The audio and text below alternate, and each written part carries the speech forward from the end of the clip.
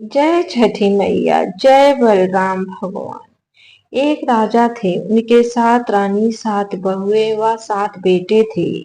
उन्होंने तालाब बन खुदवाया, ताल में पानी नहीं आया। उन्होंने बहुत प्रयत्न करके देखे कि इसमें पानी क्यों नहीं आया।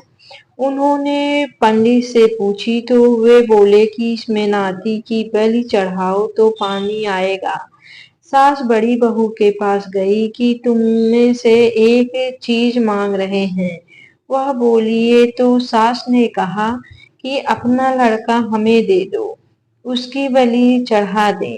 तो बहू ने इनकार कर दिया कि लड़का खिला पिला पाल पोस कर बड़ा किया है, यह कैसे दे दें। इस तरह दूसरी तीसरी 6 बहुओं ने इसी तरह कहा कि सब करेंगे पर लड़का नहीं देंगे। उन्होंने सोची कि 7वीं के पास जाएं या न जाएं। इसी असमंजस में 7वीं बहू के पास गई। 7वीं बहू से बोली कि कुछ मांगने आए हैं। बहू बोली सब आपका है, जो कुछ चाहे मांग ले। सास बोली अपना लड़का दे दो, उसकी बलि तो ताल में पानी आ जाए। बहू ने आंखों में आंसू भरकर हंसकर लड़का दे दिया। अब ताल में इतना पानी आ गया कि वो भर गया। तब भादों की हर छठ आई। महिलाएं ताल पर नहाने गई। सब जा रही थी तो ससुर 7वीं बहू से बोले कि तुम भी बेटा चली जाओ। बहू ने सोचा हमारे लड़का तो है नहीं, पर ससुर कह रहे हैं तो उनके आदेश से ताल नहाने चली जाऊं। सब महिलाएं ताल में नहा रही थी तो एक छोटा बालक खेलते हुए गोदी में आ गया। सबने कहा कि यह किसका लड़का है। सबने इनकार किया तो बहू ने देखा कि लड़का उसका था। उसने बालक को आंचल में उठा लिया। घर आकर हर छठ मैया की पूजा बहुत श्रद्धा के साथ की। हर छठ की दूसरी कथा। एक बहू थी, उसके एक बालक था। वह हर भादो माह की छठ को हर छठ मैया का व्रत करती थी। एक दिन वह अपने बालक को दूध पिलाकर व सुलाकर काम से बाहर गई। वह पड़ोस की महिला से बताकर गई कि इसका ध्यान रखना। दुर्भाग्यवश उस महिला के कोई संतान नहीं थी।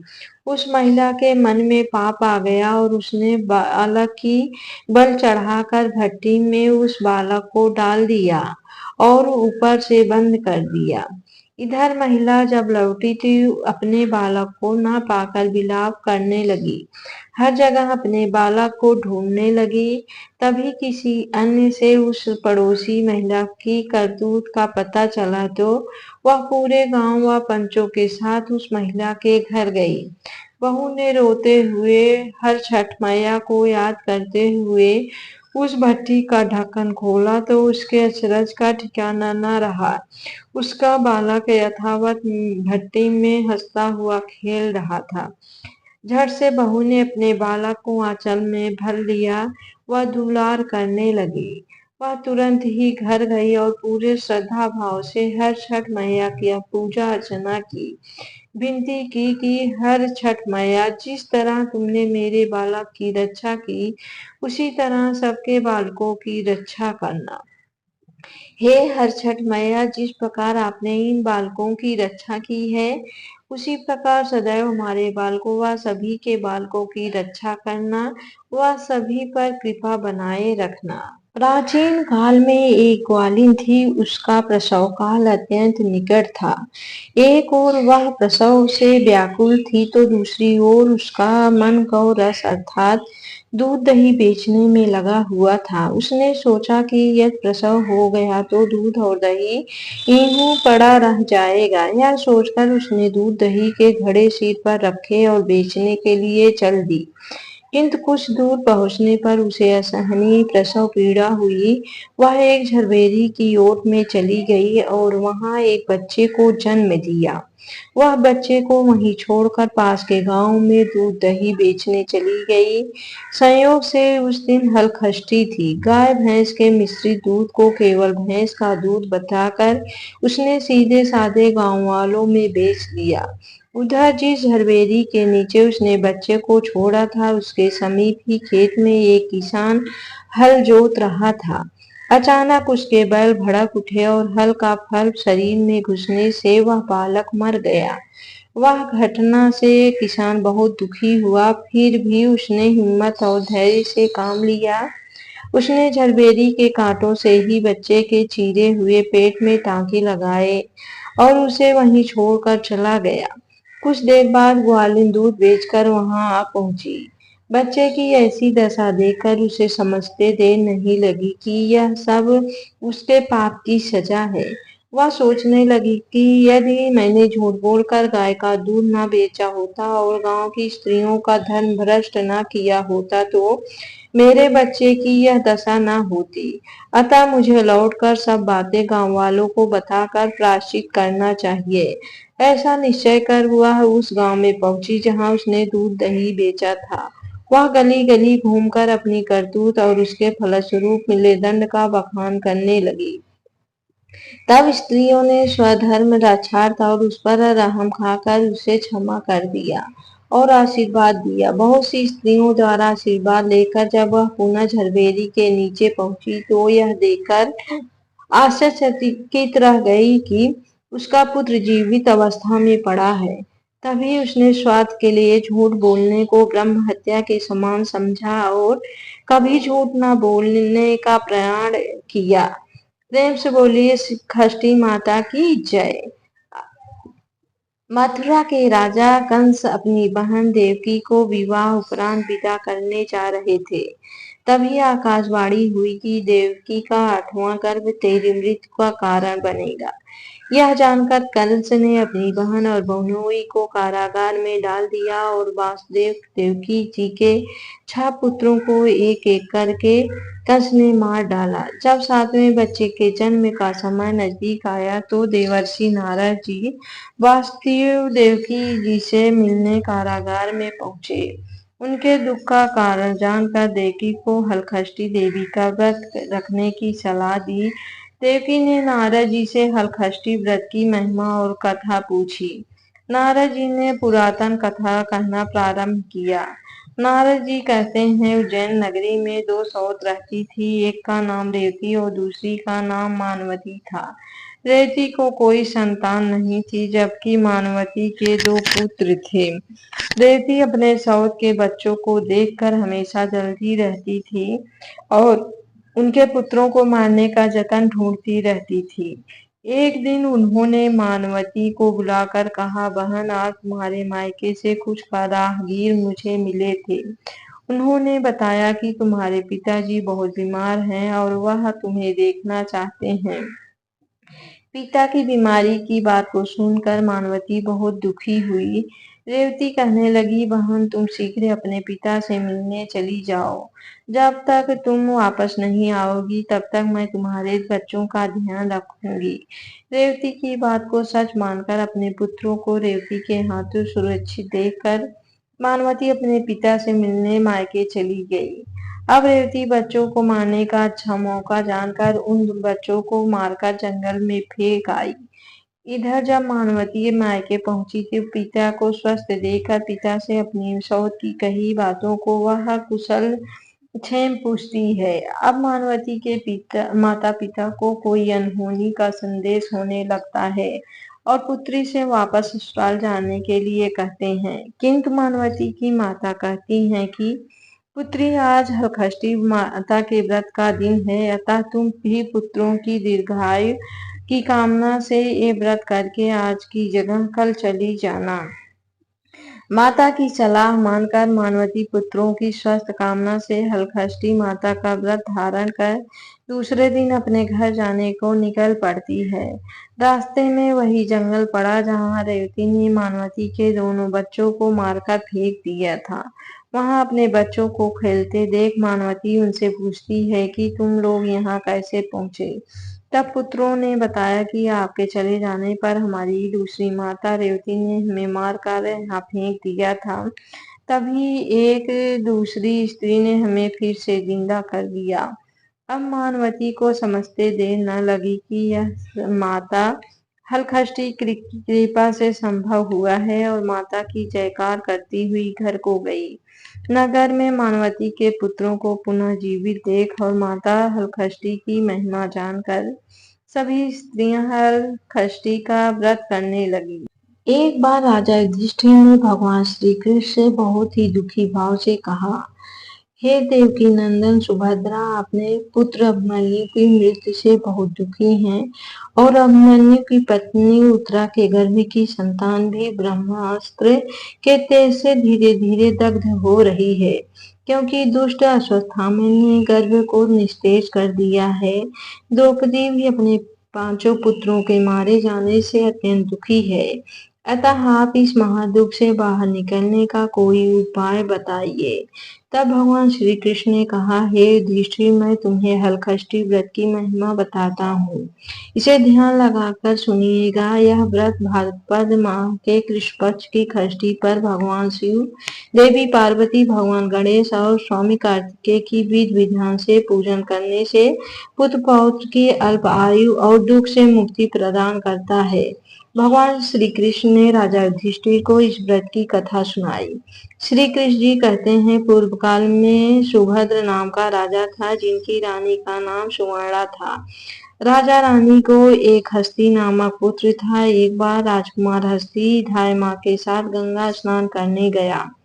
बाल स्वभाववश हस्ती जल में खेलने लगा, तभी एक मगरमच्छ ने उसे अंदर खींच लिया।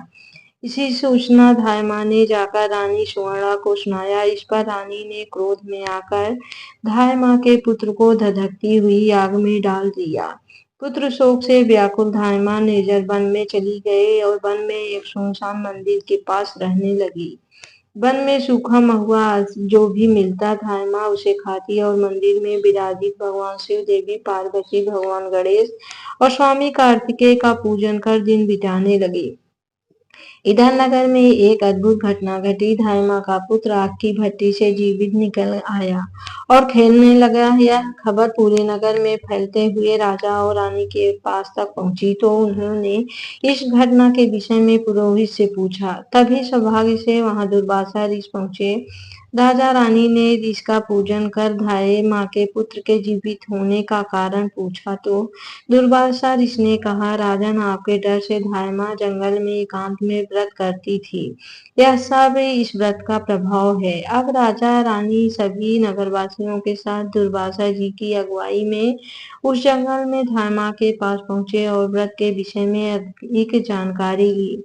तब धाय माँ ने कहा, महाराज, मैं पुत्र शोक से दुखी होकर यहाँ रहने लगी और यहाँ व्रत ग्रहण कर भगवान शिव, पार्वती, गणेश जी और स्वामी कार्तिकेय का पूजन कर सूखा महुआ आदि खाकर जीवित रहती थी। कल रात को मुझे स्वप्न में भगवान शिव जी के दर्शन हुए थे और उन्होंने कहा कि तुम्हारा पुत्र जीवित हो जाएगा। अब रानी ने धाय माँ से हलखष्टी व्रत की पूजा विधि को पूछा, तो दुर्वासा जी ने हलखष्टी व्रत की संपूर्ण पूजा विधि बताया। राजा रानी ने छठ व्रत की महिमा जानकर व्रत किया। व्रत के प्रभाव से राजपुत्र हस्ती मगरमच्छ के चंगुल से छूटकर खेलते हुए नगर में वापस आ गया। अपने पुत्र को पाकर राजा रानी बहुत प्रसन्न हुए और धामा भी अपने पुत्र के साथ पुनः खुशी से निवास करने लगी।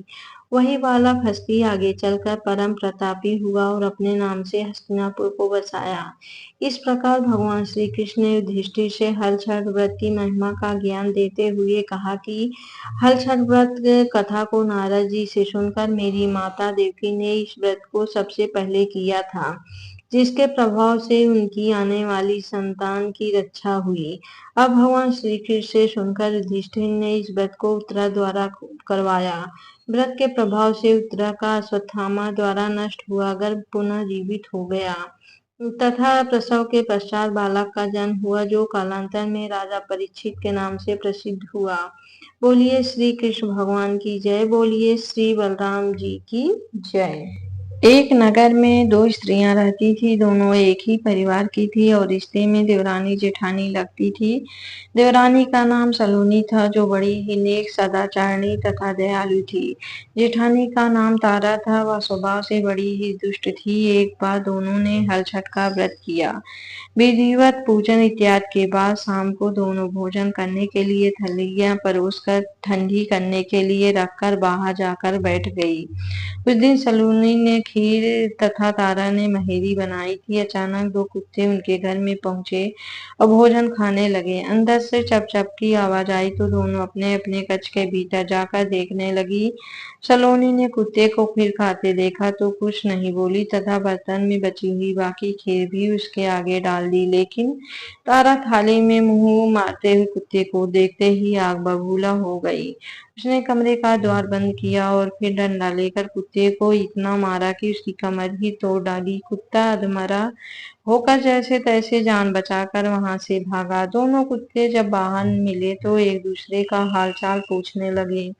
जो कुत्ता सलोनी के कक्ष में गया था वह बोला, मैं जिसके कक्ष में गया वह स्त्री तो बड़ी ही भली है। मुझे खीर खाते देखकर भी उसने कुछ नहीं कहा, बल्कि बर्तन में खीर समाप्त हो जाने के बाद उसने मुझे उसमें और भी खीर डाल दी ताकि मैं भर पेट खा सकूं। उसने तो मेरी आत्मा ऐसी तृप्त की मैं उसे बार बार आशीर्वाद दे रहा हूँ। मेरी तो ईश्वर से यही कामना है कि मरने के बाद मैं उसी का पुत्र बनूं और जीवन भर उसकी सेवा करके इस ऋण को चुकाता रहूं। जिस प्रकार उसने मेरी आत्मा को तृप्त किया है उसी प्रकार मैं उसकी आत्मा को तृप्त प्रसन्न रखना चाहता हूँ। अब तुम बताओ, तुम्हारे साथ क्या बीती? लगता है मैं तुम्हारी तो वहां खूब पिटाई हुई है। दूसरा कुत्ता बड़े ही दुखी स्वर में बोला, तुम्हारा अनुमान ठीक है भाई। आज से पहले मेरी ऐसी दुर्गत कभी नहीं हुई थी।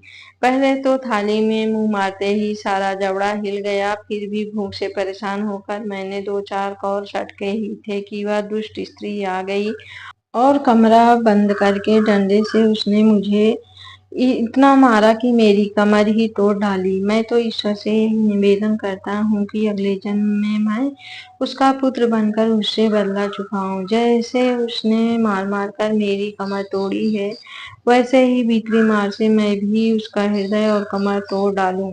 कहते हैं कि बेजुबान की बददुआ बहुत बुरी होती है। इसे दैवयोग ही कहा जाएगा। कि दूसरा कुत्ता शीघ्र ही मर गया और मरकर उसने तारा के घर में ही पुत्र रूप में जन्म लिया। पुत्र रत्न पाकर तारा बहुत खुश हुई। पुत्र को लेकर अब उसने अपने मन में बड़े बड़े मंसूबे बना लिए। परंतु दूसरे दिन ही जब घर में हलखष्टी का पूजन हो रहा था तब वह लड़का मर गया। तारा की तो जैसे दुनिया ही उजड़ गई। वह दहाड़े मार मार कर रोने लगी, लेकिन किया भी क्या जा सकता है। जैसे तैसे उसने अपने सीने पर सब्र का पत्थर रख लिया। फिर तो हर वर्ष उसके लड़का होता और हलखष्टी के दिन मर जाता। जब तीन चार बार ऐसा हुआ तो तारा को इस पर कुछ संदेह हुआ कि आखिर मेरा लड़का हलखष्टी के दिन ही क्यों मरता है। फिर एक रात उस सपने में उसे वही कुत्ता दिखाई दिया। उसने कहा, मैं ही बार बार तेरा पुत्र होकर मृत्यु को प्राप्त हो रहा हूँ। तूने मेरे साथ जो व्यवहार किया था मैं उसी का बदला चुका रहा हूँ। तारा बहुत दुखी हुई और उसने अपने किए का प्रायश्चित करने का उपाय पूछा। तब उस कुत्ते ने बताया, अब से हलखष्ट छठ के व्रत में हल से जुटा हुआ अन्न तथा गाय का दूध दही ना खाना, होली की भुनी हुई बाल तथा होली की धूल आधा छठ पूजा में चढ़ाना। तब कहीं मैं तेरे घर में आकर जीवित रहूंगा। पूजा के समय यह तारा के गण छिड़के तो तू समझना कि अब मैं यहाँ जीवित रहूंगा। तारा ने वैसा ही किया और इस हलषष्ठी के व्रत के प्रभाव से उसका संतान जीने लगी। तभी से संतान कामना और सुख सौभाग्य के लिए व्रत किया जाता है। प्रेम से बोलिए हल छठ मैया की जय।